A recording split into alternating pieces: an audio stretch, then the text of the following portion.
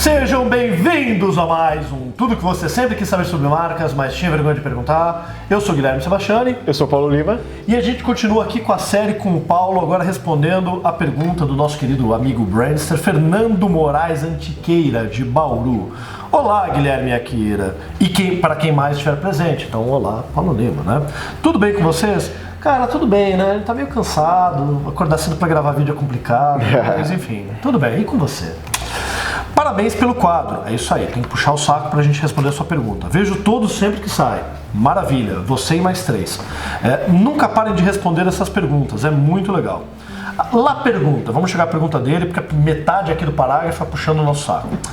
É possível uma marca que trabalhe com o mesmo arquétipo do concorrente criar um diferencial para os seus consumidores? E se sim, vocês poderiam indicar exemplos e dizer por que funciona? Se não, por que não? Então, acho que a primeira parte é responder a primeira pergunta. Paulo, é possível uma marca que trabalhe com o mesmo arquétipo do concorrente criar diferencial para os seus consumidores? Boa pergunta, hein?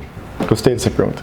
Então, o que acontece? Acho que a primeira coisa é a gente entender onde a gente pode usar arquétipo e também já desmitificar algo que, se eu estou usando um arquétipo, eu estou fazendo branding, que não, é só uma das etapas dos processos. Mas eu acho que uma coisa legal, antes de começar a pensar em arquétipos para a gente construir nossa identidade, nossa personalidade, é que a gente consiga entender que a gente pode usar arquétipos lá atrás, lá no começo do projeto, no diagnóstico, na hora da construção. Porque a gente pode começar a pensar na nossa categoria, se a gente está falando de educação. Quais são os arquétipos que estão se manifestando nessa categoria, entender como que cada concorrente hoje trabalha um arquétipo que está sendo manifestado. Acho que a primeira etapa é a gente conseguir enxergar esse cenário, porque não é só, eu estou usando um que o outro concorrente está usando, mas como que ele está usando e como isso está sendo manifestado nessa categoria. E aí é muito boa essa pergunta, porque a gente consegue pensar em duas coisas. Primeiro que quando a gente escolhe um arquétipo para principalmente usar na personalidade, eu uso muito na personalidade de marca, a gente tem que entender que um arquétipo, ele é manifestado na cultura e a cultura que escolhe quais são os símbolos que a gente usa para conseguir manifestar esse arquétipo. Então o herói tem o arquétipo do herói e a cultura vai me dizer quais são os signos, quais são as cores, quais são as imagens, as pessoas que hoje estão manifestando esse arquétipo na cultura. E se a cultura está dizendo isso e a gente está utilizando isso para ajudar a gente a construir nossa marca, então existe um grande risco de você, utilizando esse mesmo arquétipo, acabar usando os mesmos signos, os mesmos diferenciais que meu concorrente está usando. Mas é claro que, como eu disse, o arquétipo não é a única coisa que está presente ali na plataforma. Então o que eu acho legal é a gente pensar em como no posicionamento, como na promessa, a gente consegue criar diferenciações que, mesmo usando o mesmo arquétipo, a gente pode usar esses diferenciais. E aí, a Carol Pearson, que escreveu O Herói Fora da Lei, ela não gosta muito, ela fala que os arquétipos têm que ser mais autênticos no sentido de usar um arquétipo só. E eu não concordo muito com isso. Até o Jung dizia que através de vários arquétipos a gente consegue construir a nossa própria individualidade. Eu acho que as marcas também, elas conseguem, com mais de um arquétipo, construir suas próprias individualidades. É que de alguma forma você tem que ter um arquétipo dominante, você pode ter um segundo, até um terceiro, complementando, dando textura para aquela marca. Sim, eu nem acho que tem que ser 50-50 e nem acho que existe uma porcentagem de arquétipo para a marca, mas eu acho que tem que ter o dominante e através de um segundo arquétipo eu consigo criar essa minha individualidade, sabe? Essa individualidade como marca. Uma coisa que eu vejo aqui, até para entrar na pergunta dele da questão do diferencial, eu acho que a gente tem que entender também o que vai ser diferencial para o consumidor naquela categoria de produtos.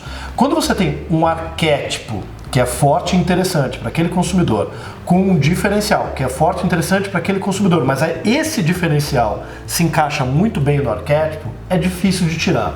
Quando você tem, por exemplo, vamos pegar, já que você falou de educação, vamos supor que alguma escola escolha o arquétipo do herói, no sentido de usar o conhecimento para se superar, atingir novos desafios. Mas daí o produto em si, o diferencial da base de conhecimento é o arquétipo do sábio.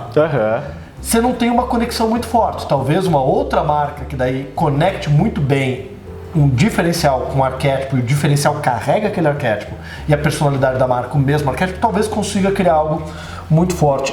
Eu fiquei, assim, a pergunta veio muito bem a calhar, Fernando, porque foi até uma questão que um aluno meu trouxe no curso que eu dei em Sorocaba, porque eu estava falando da Nike, sempre é o exemplo tradicional quando a gente vai falar do arquétipo do herói. Mas assim, a Nike, ela tem o arquétipo do herói e ela tem um quesinho de reverência. Não chega exatamente a ser um bobo da corte, mas ela tem no próprio DNA da marca lá atletismo, desempenho, tudo a ver com herói, e reverência.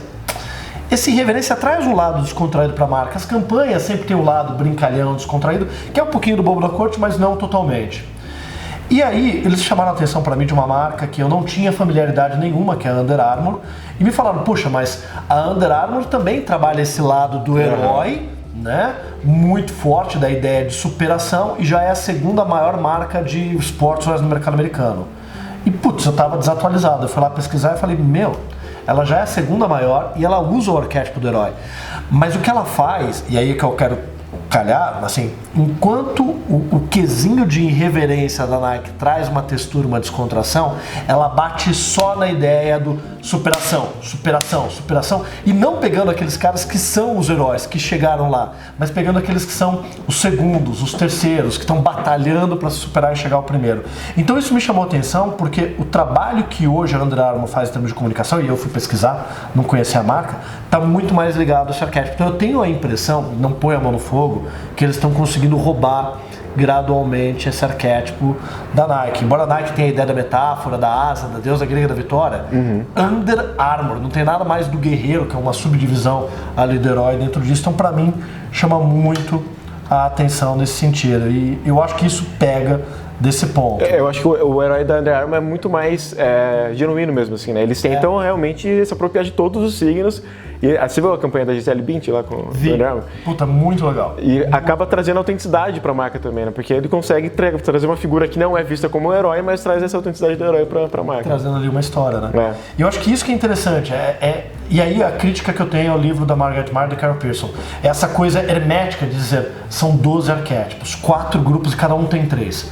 Cara, como é que se aquilo tá baseado em Jung e no nosso subconsciente, numa psique nossa, cara, eu duvido que a nossa psique seja, olha, dividido em 2 eixos que geram 4 grupos de anseios, cada um com 3 arquétipos. Quando você lê o livro, você percebe que, putz, dentro do amante, né, você tem lá o lado do amante que pode ser o melhor amigo, que é uma relação íntima com outro indivíduo, e o amante em si na ideia do prazer erótico.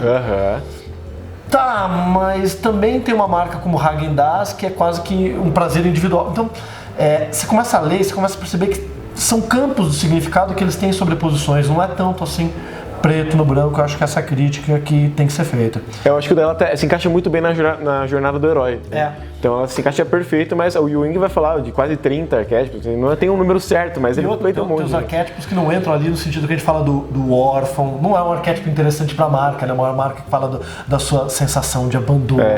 Esse virou inocente, né? Nesse segundo livro da Pearson virou inocente. Daí você tenta trazer o aspecto positivo. Sim. Né? Então acho que é um pouco isso que a gente tem que entender, não ficar usando como fórmula arquétipo. É uma ótima ferramenta para personalidade, mas é algo complementar. E aí, fazendo já o jabá, Paulo, para quem quiser aprender um pouco mais sobre arquétipos, não ficar só no que o livro da Margaret Meyer e Carol Pearson dizem, o que você recomenda? Recomendo o curso do Felipe. O Felipe, ele tem um estudo muito amplo em arquétipos, não só arquétipo para as marcas, mas ele já começa lá no Jung, pensando como os arquétipos para os seres humanos, né, para as pessoas e na cultura e na sociedade se manifestam.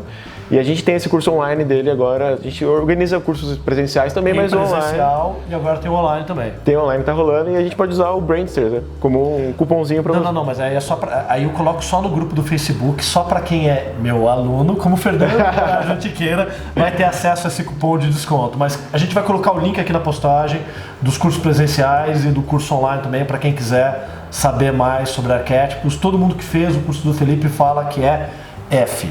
Foda.